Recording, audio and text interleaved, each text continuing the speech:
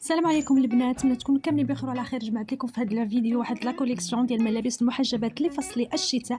نخليكم مع الفيديو ما نطولش عليكم، ونتمنى انكم تقدروا المجهود ديالي وديروا لي الاشتراك وابوني لاشين علاش لا، وتخليوا لي شي